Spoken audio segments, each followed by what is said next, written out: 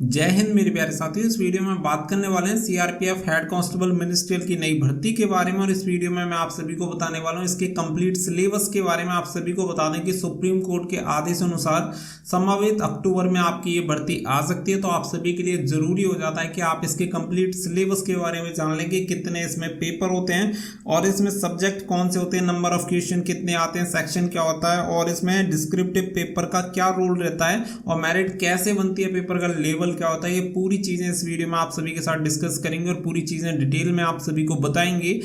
और सारी चीजें जो रहेंगी वो ऑफिशियली रहने वाली है, यानी ऑफिशियल सिलेबस में आपको बताने वाला हूं। तो वीडियो को लास्ट तक जरूर देखें ताकि आप सभी को पूरी इंफॉर्मेशन मिल पाए। वीडियो पसंद आए तो वीडियो को लाइक शेयर करके चैनल को सब्सक्राइब कर लें और बेल आइकन पर प्रेस कर लें ताकि फ्यूचर में आने वाली हर एक जॉब अपडेट का नोटिफिकेशन आपको सबसे पहले मिलता रहे। तो चलिए चलते हैं सिलेबस की तरफ और यहाँ पे आप सभी को पूरा सिलेबस बताते हैं। ताकि आप स्क्रीन पे देख सकते हैं, यहाँ पे पॉइंट नंबर 11 पे अगर मैं बात करूं तो यहाँ पे रिटन एग्जामिनेशन के बारे में दिया गया है। अब कंप्लीट आपको बताते चलेंगे तो सारी चीजों को आप नोट डाउन कर सकते हैं या पूरी चीजों को एक से दो बार देख लेंगे तो आपको सब कुछ क्लियर हो जाएगा। पहली बार तो आप सभी को बता दें कि जो भी डेजिग्नेटेड इनके सेंटर होते हैं उन्हीं पे इनका रिटन एग्जामिनेशन कंडक्ट करवाया जाता है। और यहाँ पे जो आपका रिटन एग्जामिनेशन होता है, आपको बता दें एक पेपर होता है लेकिन उसमें 2 पार्ट्स होते हैं। 2 पार्ट में आपका पेपर होता है, एक ही पेपर होता है लेकिन 2 पार्ट में डिवाइड होता है। और टोटल जो पेपर होता है दोनों पार्ट 225 नंबर के होते हैं। यानी कि पहला जो पार्ट होता है, फर्स्ट पार्ट 200 नंबर का होता है और दूसरा जो पार्ट होता है वो आपका होता है 25 नंबर का। अब समझ लेते हैं कि कैसे कैसे होता है। तो आप सभी को बता दें पार्ट 1 यहाँ पे मैं आप सभी को क्लियर कर देता हूँ। तो पार्ट 1 जो आपका होता है वो होता है ऑब्जेक्टिव एंड पार्ट 2 जो होता है वो होता है डिस्क्रिप्टिव। तो क्लियर, पहले आपको यहाँ से पार्ट 1 के बारे में बता देते हैं, फिर पार्ट 2 के बारे में आपको क्लियर कर देंगे। तो देखिए सेक्शन ए होता है, यानी कि इसमें टोटल 4 सेक्शन होते हैं। Section A B C D, यानी कि 4 सेक्शन इसमें होते हैं, ए बी सी डी या 4 सब्जेक्ट आप कह सकते हैं। तो पहला जो सब्जेक्ट होता है वो होता है हिंदी लैंग्वेज या इंग्लिश लैंग्वेज में से आपको एक ऑप्शनल चूज करना होता है, चाहे आप हिंदी के क्वेश्चन दे सकते हैं या इंग्लिश के दे सकते हैं। अब साथ ही में मैं आपको ये क्लियर कर दूं कि हर एक सेक्शन में जो नंबर ऑफ क्वेश्चन की संख्या होती है वो होती है 50, यानी कि टोटल जो नंबर ऑफ क्वेश्चन होते हैं वो होते हैं 200, जिसके लिए हर एक के लिए 1 नंबर आपको दिया जाता है और 200 नंबर टोटल यहाँ पे आपको मिलेंगे 200 क्वेश्चन के लिए।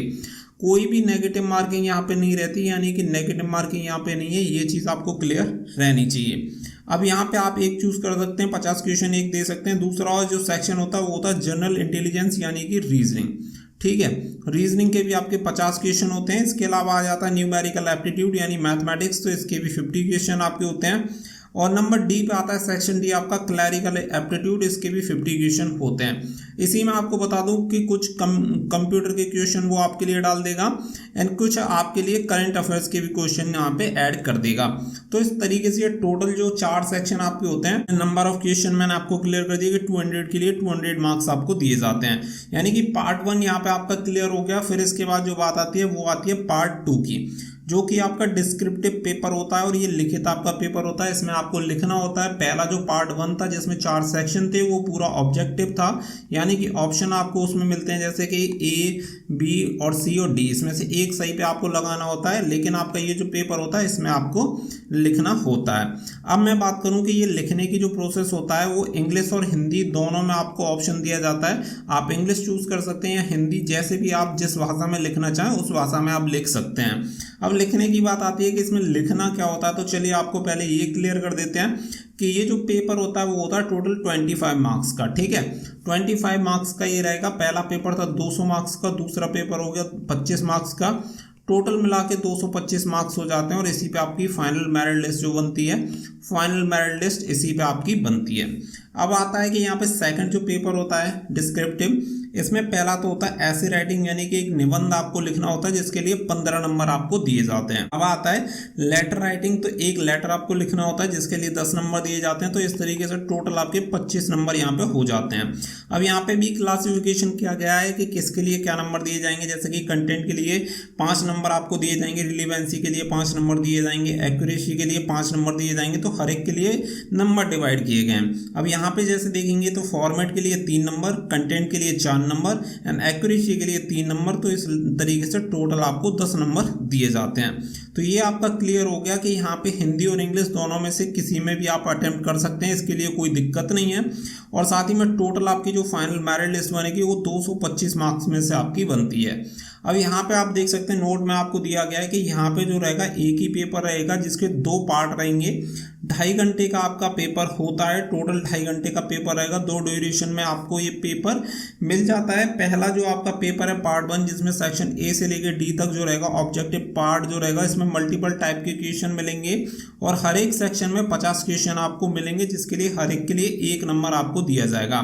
कोई भी नेगेटिव मार्किंग नहीं है। तो यहाँ पे क्वालिफाइंग परसेंटेज भी डिसाइड किया गया है कि 200 में से कौन सा कैंडिडेट ऐसा होगा जो नेक्स्ट स्टेज जो आपका रहता है, जैसे कि नेक्स्ट स्टेज जो आपका पीएसटी रहेगा एज पर आपका नोटिफिकेशन। वैसे मैं आपको क्लियर कर दूं कि लास्ट टाइम भी ऐसा ही हुआ था कि पहले रिटन एग्जामिनेशन का बोला गया था लेकिन फिर पीएसटी करवा दिया गया था। तो इसी तरीके से ये कुछ चेंजेस हो सकता है। लेकिन मान के चलिए कि अगर आप टाइपिंग टेस्ट के लिए अगर आपको पास होना है तो आपको कम से कम इतने परसेंटेज लेके आना पड़ेगा। जैसे कि अगर आप जनरल कैटेगरी से बिलोंग करते हैं तो 40%, अगर आप SC ST या OBC से बिलोंग करते हैं तो 35% आपको मार्क्स लेके आने पड़ेंगे। यानी कि जनरल कैटेगरी के लिए 80 मार्क्स और OBC या SC ST के लिए 70 मार्क्स आपको चाहिए होते हैं। वैसे अगर मैं कट ऑफ की बात करूं तो यहाँ पे जो कट ऑफ होती है वो काफ़ी कम कट ऑफ इसकी जाती है CRPF की, क्योंकि मैंने भी इसका एग्जाम जब दिया था तो मैं आपको रिजल्ट भी इसका दिखा दूंगा जब मेरा रिजल्ट निकला था, तो आप जाके चेक भी कर सकते हैं। अवधेश कुमार नाम डालेंगे तो लिस्ट में आप सभी को मिल जाएगा। लगभग 2 लाख से भी ऊपर कुछ कैंडिडेट, शायद 2,45,000 कुछ कैंडिडेट को क्वालिफाई किया गया था। तो वो जो भर्ती थी 2015-16 वाली थी, जो कि 2016 में निकाली गई थी। इसके बाद से कोई भी इसकी भर्ती नहीं निकाली गई है। शायद 686 पद थे उस बार, कुछ बैकलॉग के भी पद थे इसमें ही शामिल थे। तो इस तरीके से आपका ये पेपर होता है। कट ऑफ की मैं बात करूं तो देखिए, जैसे कि जनरल के लिए यहाँ पे 80 मार्क्स बताए गए हैं। अगर आप लगभग 90 से 100 के बीच में अगर नंबर यहाँ पे ले आते हैं तो आपका टाइपिंग के लिए हो जाता है। लेकिन मैं आपको क्लियर कर दूं कि टाइपिंग के लिए भले ही हो जाए लेकिन फाइनल सिलेक्शन इतने पे आपका नहीं हो पाएगा, क्योंकि फाइनल सिलेक्शन थोड़ी सी इसकी कट ऑफ ज़्यादा जाती है। इसके लिए मैं अलग से एक वीडियो बना दूंगा कि फाइनल कट ऑफ इसकी कितनी जाती है। क्योंकि आपको इसके सिलेबस से रिलेटेड जितने भी डाउट होंगे वो सभी डाउट यहाँ पे एकदम क्लियर हो गए होंगे और आपका पूरा सिलेबस कवर हो गया होगा कि इसके जो पेपर होते हैं वो किस किस टाइप से आपके पेपर रहते हैं, कैसे आपका पेपर रहता है, कितने नंबर ऑफ क्वेश्चन होते हैं, नेगेटिव मार्किंग होती है या नहीं। यानी कि जो भी मोस्ट इंपोर्टेंट टॉपिक थे वो सभी टॉपिक इस वीडियो में कवर कर लिए हैं। तो वीडियो को ज़्यादा से ज़्यादा लाइक और शेयर जरूर करिएगा ताकि सभी एग्जाम की तैयारी करने वाले कैंडिडेट तक ये वीडियो पहुंच पाए और उन्हें भी इसके बारे में पता चल पाए, जिससे कि वो भी अपनी तैयारी इसी के अकॉर्डिंग कर पाएँ। क्योंकि बहुत सारी वीडियोस मैंने भी देखी थी, उसमें दिक्कत यही थी कि इसका जो सिलेबस था, किसी ने 160 क्वेश्चन बता रखे हैं, किसी ने 250 क्वेश्चन बता रखे हैं। तो इस तरीके से बता रखे हैं जो कि ऑफिशियल नहीं है, लेकिन ये एकदम ऑफिशियल है। जो पेपर हुआ था उसी के अकॉर्डिंग आपको ये बताया गया है। तो वीडियो को लाइक और शेयर करना बिल्कुल ना भूलें, चैनल को सब्सक्राइब कर लें। फिलहाल के लिए बस इतना ही। So thank you for watching. जय हिंद, जय भारत।